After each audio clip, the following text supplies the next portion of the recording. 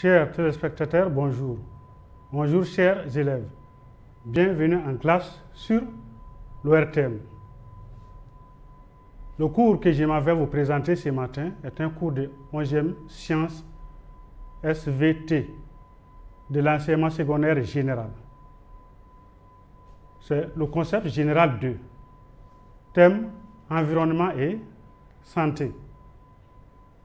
Maintenant, nous avons le plan de la leçon. Cette leçon comporte 4 grands points. Le premier point, la définition de l'environnement. Le second point, la dégradation de l'environnement, causes et conséquences. Troisième point, conservation de l'environnement, protection, restauration et législation forestière. Et enfin, un quatrième point, la dégradation du cadre de vie et de santé. Maintenant, nous allons voir le premier point, c'est-à-dire la définition de l'environnement. L'environnement est tout ce qui nous entoure. C'est l'ensemble des éléments naturels et artificiels au sein duquel se déroule la vie humaine. L'environnement est, selon El Golfin, le système dynamique défini par les interactions physiques, biologiques et culturelles, perçues ou non entre l'homme, les autres êtres vivants et tous les éléments du milieu, qu'ils soient naturels, transformés ou créés par l'homme. L'environnement présente alors deux éléments fondamentaux en interaction permanente. Un élément biophysique, milieu physique et milieu biologique, un élément socio-culturel, activité économique, politique et culturelle de l'homme. Second point, la dégradation de l'environnement, causes et conséquences. D'abord, nous allons voir les causes. Petit a, défrichement et déboisement. Le défrichement et le déboisement sont deux principales causes de la dégradation de notre environnement. D'abord, le défrichement.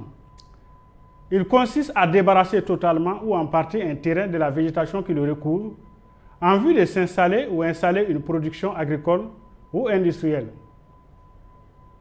Ensuite, le déboisement. Déboiser, c'est couper les arbres sur un terrain pour des raisons multiples. Les principales raisons de cette destruction de la végétation au Mali sont des raisons agro-pastorales, domestiques, bois de chauffe, bois de construction et économique, bois d'œuvre. Voilà, ici vous avez un exemple de cas de déboisement.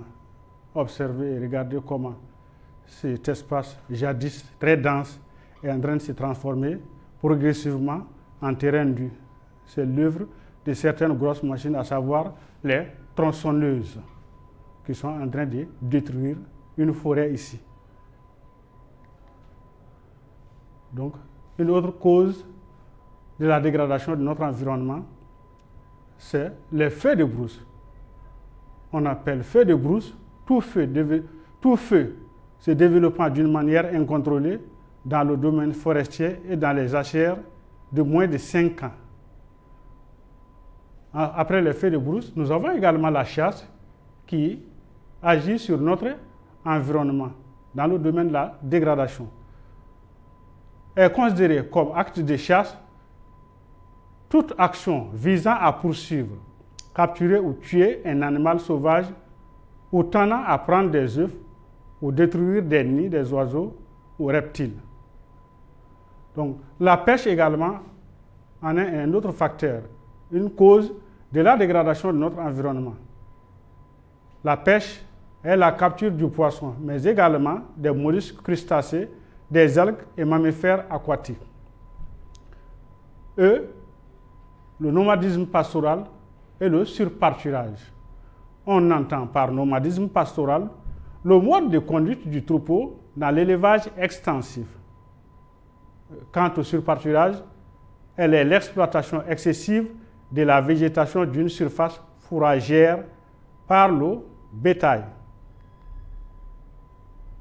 Le nomadisme agricole. Donc nous avons parlé du nomadisme pastoral, le nomadisme agricole ici. Le nomadisme, c'est le déplacement des acteurs à la recherche des lieux fertiles pour l'agriculture.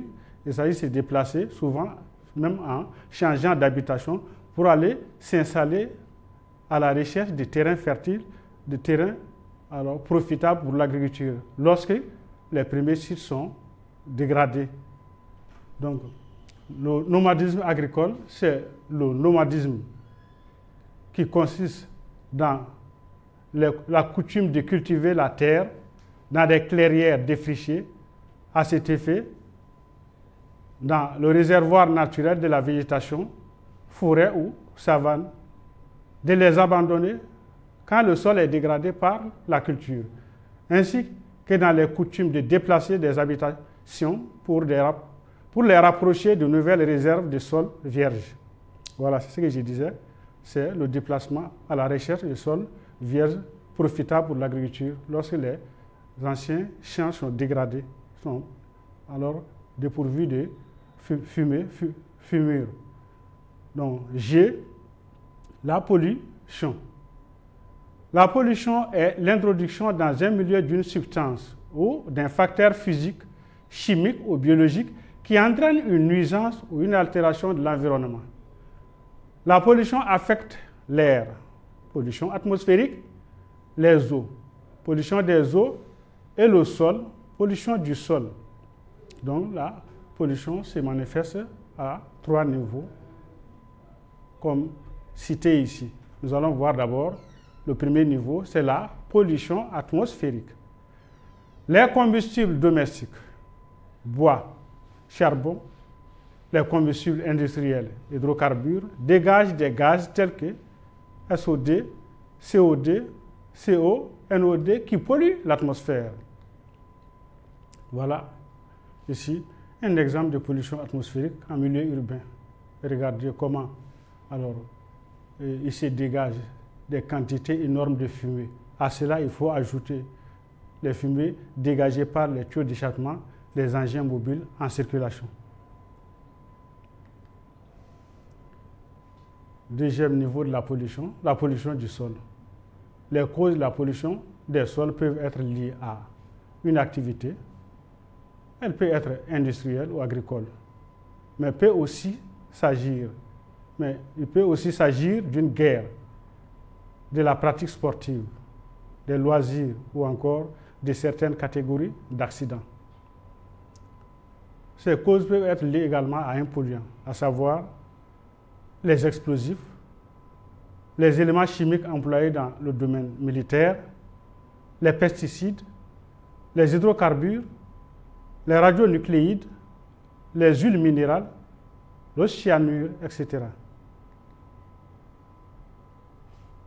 Voilà, donc vous avez là un exemple de pollution des sols, un dépôt d'ordures à Bamako. Quand vous vous promenez dans les quartiers de Bamako, il n'est pas rare de voir dans chacune des communes de Bamako un dépôt de ce genre. Donc ceux qui sont à Lafiabougou ne diront pas le contraire. Il y a également un cas en face du stade Mourbo qui est à Kinzambougou. Je crois que là-bas également il y a un dépôt de ce genre. Donc voilà tant d'ordures qui ne sont pas rares à Bamako et qui sont très nuisantes pour les populations riveraines, surtout quand avec les grands vents, il y a l'enlèvement de ces déchets qui finissent par se déposer dans les cours des maisons des familles riveraines. Maintenant, la pollution des eaux. Les causes de la pollution des eaux peuvent être liées à la pollution industrielle, car des produits chimiques comme les hydrocarbures ou les polychlorobiphéniles, PCB, les polychlorobiphéniles, rejetés par les industries ainsi que les eaux évacuées. Il y a également la pollution agricole. Donc, ce sont les produits phytosanitaires comme les pesticides, les herbicides, les insecticides, les fongicides et les engrais utilisés dans l'agriculture. Ils peuvent pénétrer alors dans les sols jusqu'à atteindre les eaux souterraines. Donc, comme pour dire qu'il y a non seulement la pollution des eaux de surface, mais également ces polluants peuvent s'infiltrer jusqu'à atteindre les eaux souterraines. Après, il y a la pollution domestique. Elle est provoquée par les eaux usées provenant des toilettes, les produits d'entretien ou cosmétiques, savons, de lessive, détergents, les peintures, les solvants, les huiles de vidange, les hydrocarbures, etc. Un autre point, la pollution accidentelle. Elle est provoquée par le déversement accidentel des produits toxiques dans le milieu naturel et qui viennent perturber l'écosystème. Maintenant, on va voir, après les causes, on va voir le second grand point, les conséquences. La dégradation de l'environnement peut avoir pour conséquence la destruction du couvert végétal entraînant la désertification, l'érosion du sol, la perte des éléments fins et fertilisants, la réduction ou la disparition de certaines espèces animales ou végétales, le faible taux de renouvellement des ressources naturelles. Second point, la pollution de l'environnement peut avoir pour conséquence la pollution de l'air peut avoir des répercussions sur notre santé et plus particulièrement sur celle des enfants et des personnes âgées, mais aussi sur celle des fumeurs, des individus fragilisés sur le plan cardiaque ou pulmonaire. En effet, la pollution de l'air peut à la fois causer de simples allergies, mais aussi avoir des conséquences plus graves selon l'Organisation mondiale de la santé, OMS, ce serait l'une des premières causes de cancer. Les pesticides également ont un impact très fort sur la santé de tous. Travailleurs agricoles et riverains sont dans le même panier. Cancer, maladies neurologiques, troubles de la reproduction, il suffit de croquer dans un fruit mal lavé pour y être exposé. Donc, au-delà de ces pesticides, il faut également se méfier des ondes électromagnétiques de nos téléphones portables, mais aussi des nanomatériaux présents dans les vêtements et l'alimentation. Les risques liés à ces substances ne sont pas encore bien connus, donc mieux vaut donc les surveiller de près. Après avoir évoqué les multiples impacts de la dégradation de l'environnement, il est nécessaire de trouver des solutions pour préserver notre planète et notre santé.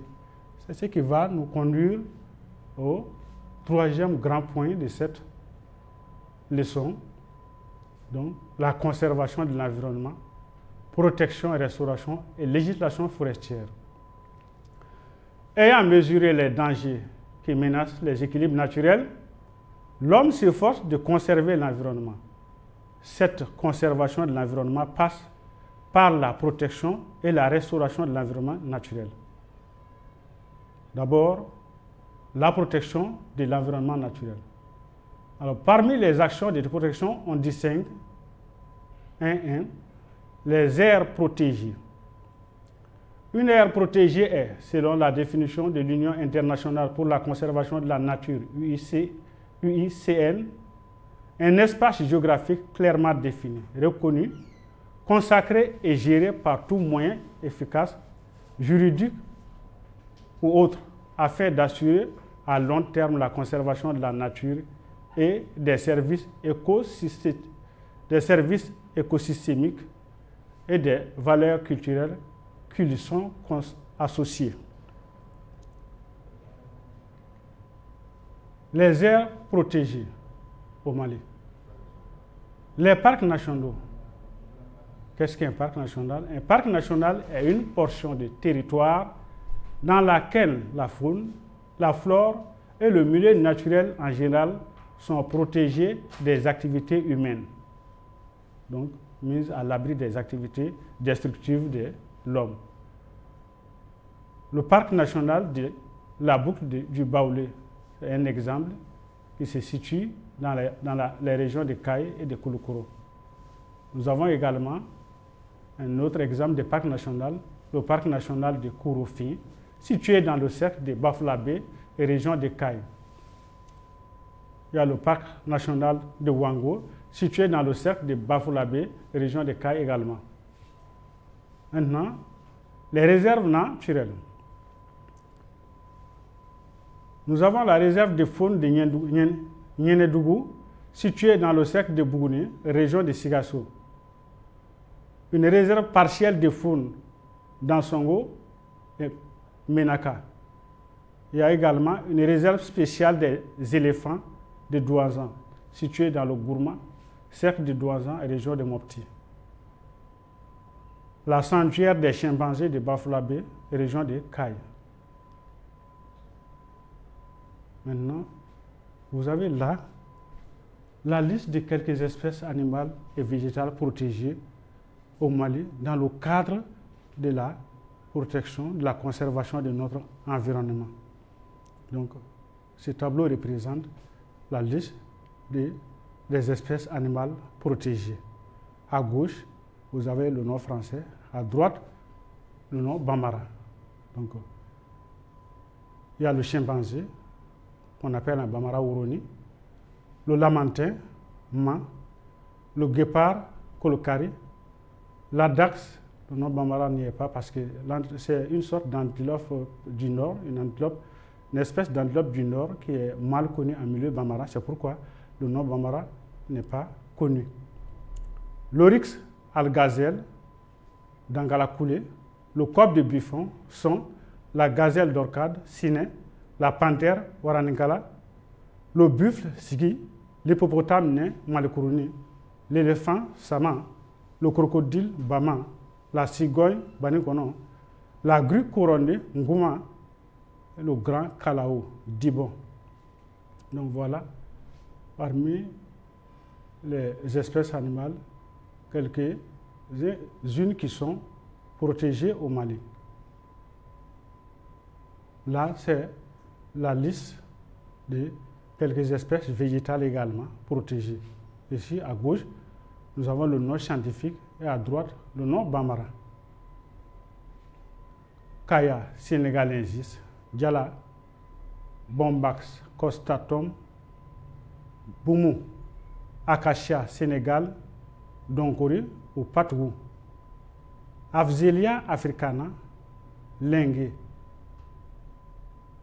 Pterocarpus erinaceus, Genou, Acacia albida, Balazan, Parkia biglobosa, Nere, Biteropernum parki, Chi, Efan, Tebaïka, Zimini, Balanites, Egyptiaca, Zengene et Bambousa abyssinica. Bon.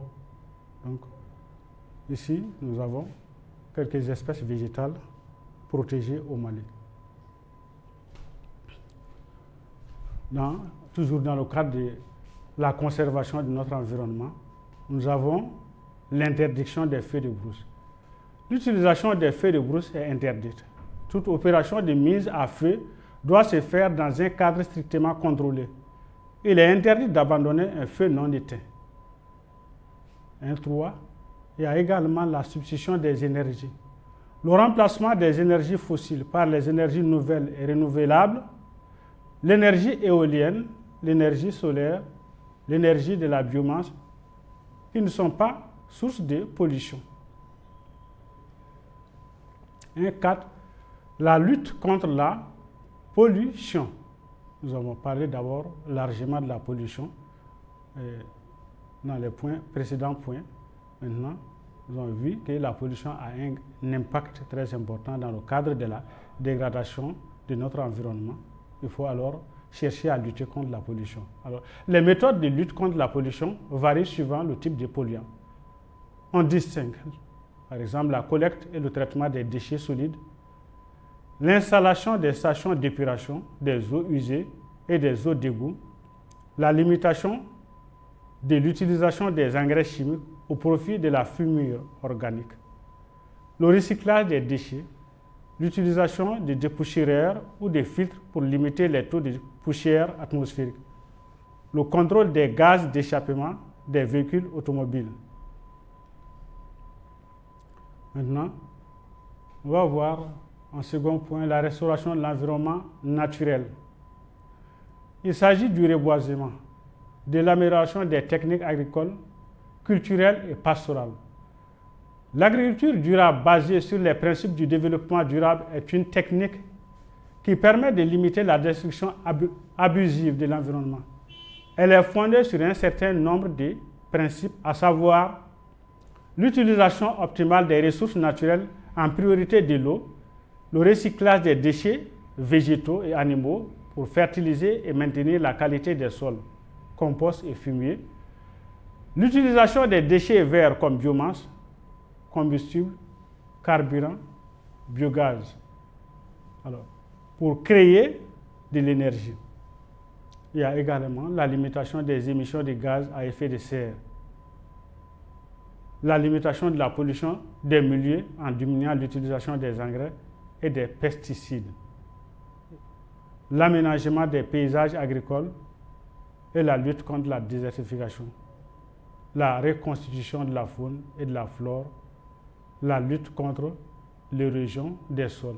Bref, voilà ici un certain nombre de principes adoptés dans l'agriculture durable afin de conserver, de restaurer notre environnement.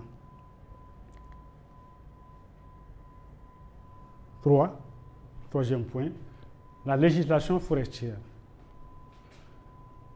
La protection et la conservation des ressources naturelles de l'environnement constituent une priorité majeure pour le Mali, qui affirme dans le préambule de sa constitution que le peuple souverain du Mali s'engage à assurer l'amélioration de la qualité de vie, la protection de l'environnement et du patrimoine culturel. Les textes relatifs à la protection de l'environnement applicables au Mali sont particulièrement nombreux. Le Code domanial et foncier, la législation relative à la faune sauvage et à son habitat, la législation relative aux ressources forestières, la législation relative aux ressources halieutiques et piscicoles, la législation relative aux pollutions et aux nuisances. Le Code de l'eau, la législation relative à la charte pastorale, la législation fixant les modalités de gestion des eaux usées, une législation fixant les modalités de gestion des déchets solides, le code de feu des collectivités, la protection du cadre de vie, le code minier, etc. Ces textes législatifs indiquent les domaines classés et protégés, indiquent également les espèces protégées, le droit et les conditions d'usage,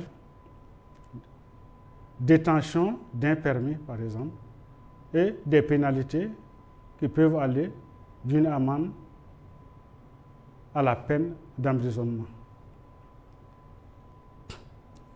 Alors, le dernier grand point maintenant, on va l'aborder, c'est la dégradation du cadre de vie et de santé. Donc, tous ces facteurs ci-dessus cités sont impliqués dans la dégradation du cadre de vie et par conséquent vont alors influencer également notre santé. Donc, le cadre de vie est l'environnement de l'usager.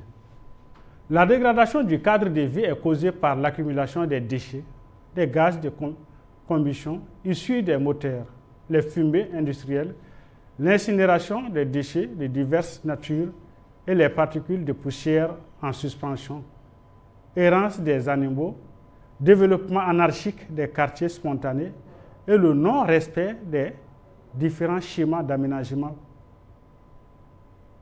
Bref, la pollution des eaux.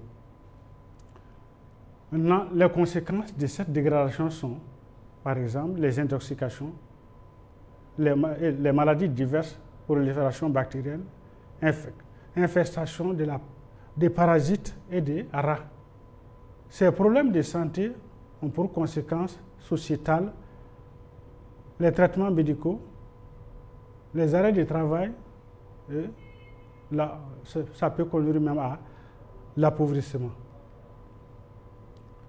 Alors maintenant, nous allons voir les facteurs de la transmission, les facteurs favorisant la transmission du VIH et du SIDA. Donc, parmi les principaux facteurs favorisant la transmission du VIH, sida, on peut citer les infections sexuellement transmissibles, IST, le partenariat multiple ou le changement fréquent des partenaires, donc l'infidélité, la précocité des rapports sexuels, ce qui est très fréquent, surtout dans les coins de brousse, sinon même un peu partout au Mali, la pauvreté, l'alcool et les drogues, et certaines pratiques socio-culturelles comme les mariages précoces, le lévira, c'est quand le frère épouse la femme de son frère défunt. C'est une pratique courante chez nous. Le sorora, un homme veuf également peut épouser une sœur de sa femme défunte, de sa défunte épouse. Donc voilà des pratiques qui n'est pas rare de rencontrer ici chez nous, que ce soit en milieu urbain ou en campagne. Donc il y a également la polygamie, les mutilations génitales féminines qui fragilisent l'organe génital féminin, le tatouage. Je vous remercie.